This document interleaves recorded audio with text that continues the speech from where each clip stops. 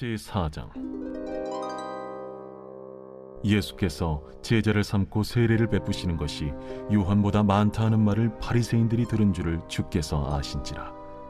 예수께서 친히 세례를 베푸신 것이 아니요 제자들이 베푼 것이라. 유대를 떠나사 다시 갈릴리로 가실새 사마리아를 통과하여야 하겠는지라. 사마리아에 있는 수가라는 동네에 이르시니 야곱이 그 아들 요셉에게 준 땅이 가깝고 거기 또 야곱의 우물이 있더라. 예수께서 길 가시다가 피곤하여 우물 곁에 그대로 앉으시니 때가 6시쯤 되었더라. 사마리아 여자 한 사람이 물을 기르러 왔으며 예수께서 물을 좀 달라. 이는 제자들이 먹을 것을 사러 그 동네에 들어갔음이로라. 사마리아 여자가 이르되 당신은 유대인으로서 어찌하여 사마리아 여자인 나에게 물을 달라 하나이까? 이는 유대인이 사마리아인과 상종하지 아니함이로라. 네가 만일 하나님의 선물과 또 내게 물 좀 달라 하는 이가 누구인 줄 알았더라면 네가 그에게 구하였을 것이요 그가 생수를 내게 주었으리라.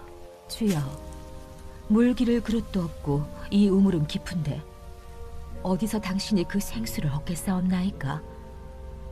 우리 조상 야곱이 이 우물을 우리에게 주셨고 또 여기서 자기와 자기 아들들과 짐승이 다 마셨는데 당신이 야곱보다 더 크니이까? 이 물을 마시는 자마다 다시 목마르려니와 내가 주는 물을 마시는 자는 영원히 목마르지 아니하리니 내가 주는 물은 그 속에서 영생하도록 솟아나는 샘물이 되리라. 매일 성경과 함께하는 아름빛 교회 말씀 묵상, 아름빛 바이블 키트 시간입니다.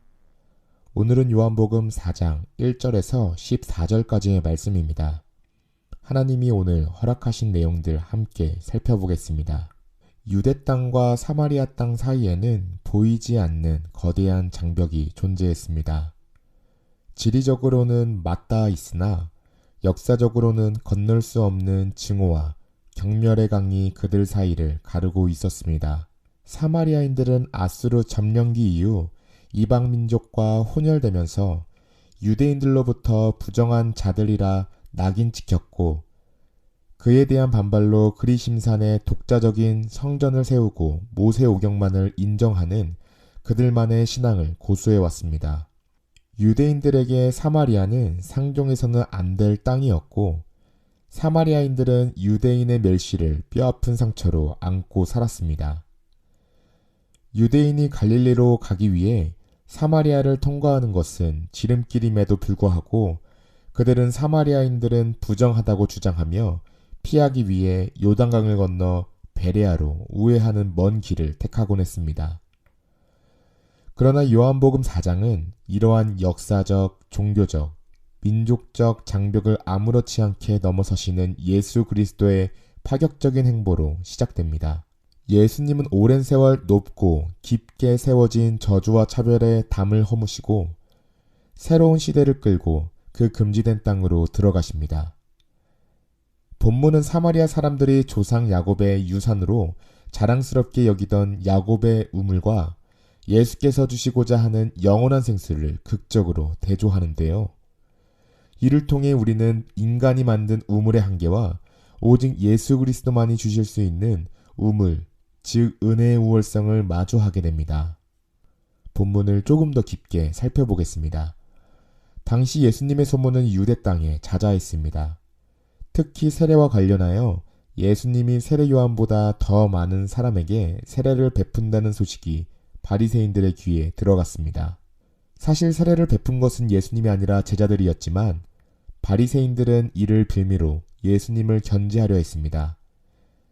예수님은 이러한 무의미한 경쟁 구도와 바리새인들의 불필요한 마찰을 피하고자 유대를 떠나 다시 갈릴리로 가기로 작정하십니다. 당시 유대인들의 관습대로라면 사마리아를 피해 우회하는 것이 상식이었습니다. 그러나 예수님에게는 그 상식을 깨트려야만 하는 더 중요한 이유가 있었습니다. 그것은 바로 그곳에 구원받아야 할 한 영혼이 기다리고 있었기 때문입니다. 예수님은 우연히 길을 잘못 들어 사마리아에 가신 것이 아닙니다. 하나님 아버지의 뜻을 이루기 위해 상처 입고 목마른 한 여인을 만나기 위해 의도적으로 그 금지된 땅을 밟으신 것입니다. 예수님 일행은 사마리아의 수가라는 동네에 이릅니다. 이곳은 야곱이 아들 요셉에게 준 땅과 가깝고 그 유명한 야곱의 우물이 있는 곳이었습니다.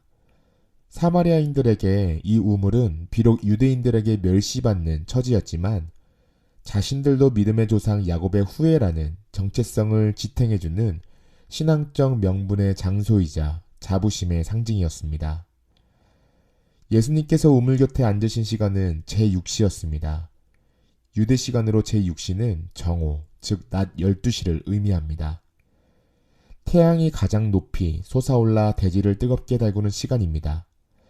밤새 이동하셨거나 이른 새벽부터 걸어오셨을 예수님은 길 가시다가 피곤하여 우물가에 그대로 주저앉으셨습니다.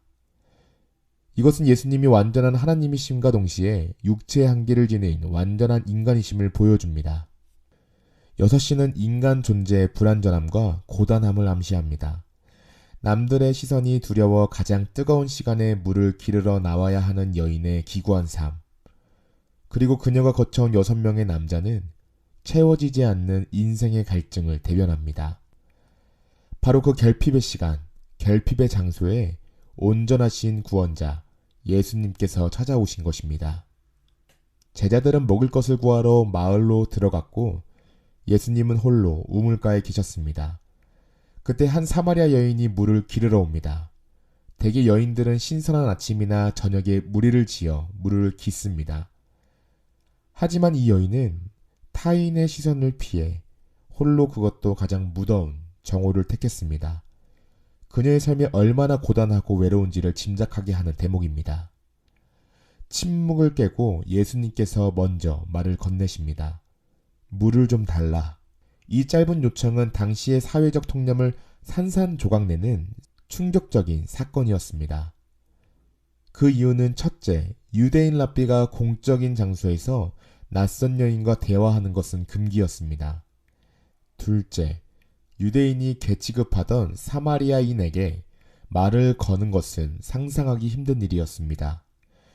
셋째로, 사마리아 여인의 물동이를 함께 사용하여 물을 마신다는 것은 정결법상 부정해지는 행위였습니다.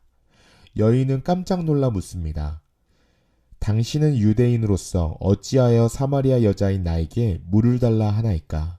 여인의 반응 속에는 경계심과 더불어 오랜 세월 쌓여온 민족적 반감이 서려 있습니다. 그녀에게 예수님은 그저 낯선 유대 남자일 뿐이었고 자신은 천대받는 사마리아 여인일 뿐이었습니다. 예수님은 여인의 냉소적인 반응에 아랑곳하지 않으시고 대화의 주제를 육신의 물에서 영적인 생수로 급격히 전환하십니다. 여인에게 있어서 지금까지 하나님의 선물은 조상 야곱이 물려준 이 우물이었습니다. 이 우물 덕분에 자신과 가축이 생명을 유지할 수 있었기 때문입니다. 그러나 예수님이 말씀하시는 선물은 차원이 다릅니다. 그것은 육신의 목마름을 잠시 해결해주는 고인물이 아니라 영혼을 살리는 생수입니다. 예수님은 야곱의 우물과 자신이 줄 물의 결정적인 차이를 선포하십니다. 이 물을 마시는 자마다 다시 목마르려니와 내가 주는 물을 마시는 자는 영원히 목마르지 아니하리니 내가 주는 물은 그 속에서 영생하도록 솟아나는 샘물이 되리라. 야곱의 우물은 훌륭한 유산입니다. 그러나 그것은 다시 목마르게 합니다. 마시면 잠시 시원하지만 돌아서면 다시 갈증이 찾아옵니다. 이것은 세상이 주는 모든 만족을 상징합니다. 돈, 명예, 쾌락, 인간관계, 심지어 종교적인 열심까지도 우리에게 일시적인 위안을 줄 수는 있지만 영혼 깊은 곳의 갈증을 근원적으로 해결해주지는 못합니다. 여인이 남편을 5이나 바꾸고도 행복하지 못했던 것처럼 세상의 우물은 퍼 올리면 올릴수록 더 큰 공허함을 남깁니다.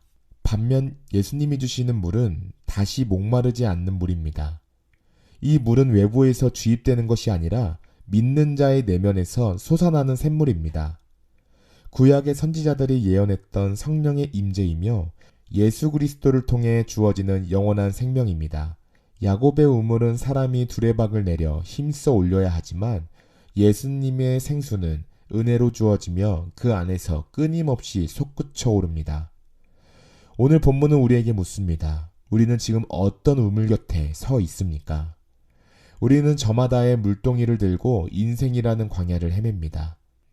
어떤 이는 성공의 우물에서, 어떤 이는 사랑의 우물에서, 어떤 이는 인정욕구의 우물에서 갈증을 채우려 합니다. 그러나 수백 번 두레박질을 해도 목마름이 가시지 않는다면 그것은 우물이 잘못된 것이 아니라 번지수를 잘못 찾았기 때문입니다. 야곱의 우물은 생명을 연장시켜 줄 수는 있어도 생명을 줄 수는 없습니다. 예수님은 의도적으로 우리의 삶에 찾아오십니다. 사마리아 여인처럼 남들에게 보이기 싫은 수치스러운 시간, 인생의 가장 고단한 정오에 우리를 기다리십니다. 그리고 말씀하십니다. 나에게 물을 좀 달라. 주님이 우리에게 무언가를 요구하시는 것은 주님이 부족해서가 아닙니다. 우리의 빈 물동이를 내려놓고 주님이 주시는 참된 생수를 받게 하기 위함입니다. 우물의 주인은 야곱이 아닙니다. 야곱을 만드시고 야곱에게 복을 주셨으며 이제는 사마리아 여인과 우리에게 찾아오신 예수 그리스도가 참된 우물의 주인이십니다. 그분이 누구신지 알면 우리는 더 이상 썩을 물을 구하지 않게 됩니다. 오늘 야곱의 우물에 내리던 두레박을 거두고 영원히 목마르지 않는 생수이신 예수 그리스도를 깊이 들이키며 오늘도 샘솟는 은혜 가운데 있음을 고백하는 성도님들이 되시기를 소망합니다. 기도하겠습니다. 사랑의 주님, 우리가 붙들고 있던 야곱의 우물을 내려놓게 하시고 다시 목마르지 않는 생수이신 예수님을 선택하게 하소서. 인생이 가장 뜨거운 정오에도 우리를 찾아오시는 은혜를 믿고 오늘도 주님 안에서 샘솟게 하여 주시옵소서. 예수님의 이름으로 기도드립니다. 아멘.